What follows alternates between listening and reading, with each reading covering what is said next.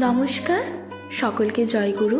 আজকে আমি পরম প্রেমময় শ্রী শ্রী ঠাকুর অনুকূলচন্দ্র সকল ঋত্বিকদের উদ্দেশ্যে বলেছে একধারসী দীক্ষা দেওয়াটাই কাজ নয়, কিন্তু কেন বলেছে তার ব্যাখ্যা আজ আমি আপনাদের সঙ্গে ইষ্ট আলোচনার মাধ্যমে বলবো। অবশ্যই মনোযোগ সহকারে শুনবেন। শুরু করছি আজকের ইষ্ট আলোচনা।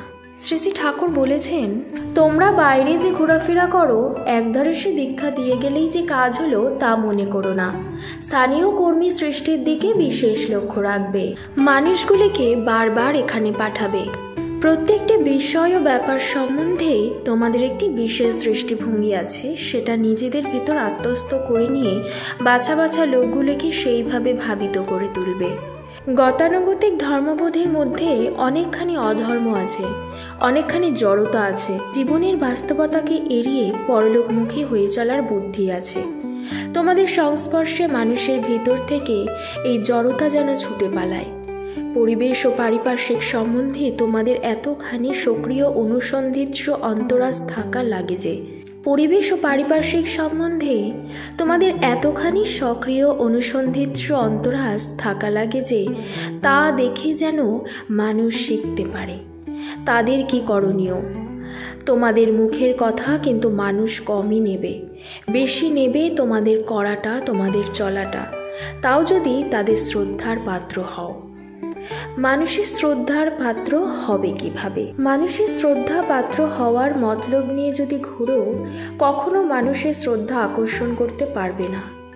আদর্শের প্রতি শ্রদ্ধা তোমার যদি অটুট হয়, সেই শ্রদ্ধাই যদি তোমার চলনার নিয়ামক হয়, আর সেই শ্রদ্ধা অধ্যুষিত চরিত্র নিয়ে আদর্শের তৃপ্তি কামনায় যদি তুমি প্রতিটি মানুষের আদর্শানুগ সেবায় আত্মনিয়োগ করো, তাহলেই তুমি মানুষের সত্যিকারের শ্রদ্ধার পাত্র হয়ে উঠবে।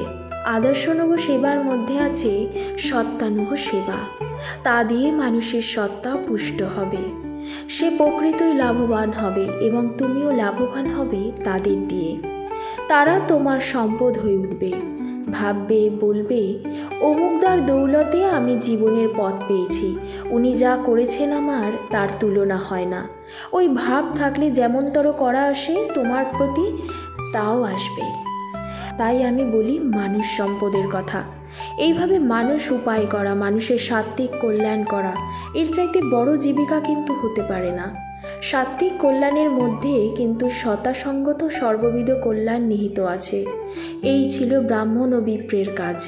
তাই ব্রাহ্মণ ও বিপ্রের এত সম্মান আমাদের দেশে। তারা কখনো পরের চাকরি করতেন না, নিজেদের জন্য কারো কাছে কিছু যাচাও করতেন না, সাধারণত এরা ছিলেন আদর্শ প্রাণ, স্বাধীন চেতা, নির্ভীক লোকযাজ্ঞিক। রাজরাজারা, বৈশ্য, শেঠ সবাই তাদের সমীহ করে চলত। তারা কারোর খেতেনও না, পড়তেনও না। তারা ভয় করতে যাবেন কাকে? তাদের মূলধন ছিল সুনিষ্ঠ সেবা প্রাণ চরিত্র। ওই চরিত্রই তাদের অযাচিত প্রাপ্তির অধীশ্বর করে রাখত।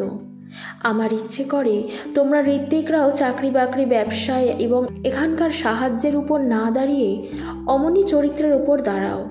তার ভিতর দিয়ে তোমাদের যে ক্ষমতা হবে, সেই ক্ষমতার বলে সারা দেশ, সারা জগতের উন্মার্গী চলন প্রতিরোধ করতে পারবে। শাস্ত্রে কয়, ধর্মদানই শ্রেষ্ঠ দান। তোমরা ঋত্বিকরা হলে ধর্মদাতা। যা দান করতে হবে তা আগে নিজেরা অর্জন করতে হয়, সঞ্চয় করতে হয়। তফিলে থাকলে তবে তো পারবে অন্যকে দিতে। তাই চরিত্রের দখল বাড়িয়ে তোলো। এই সাধ্য, এই সাধন।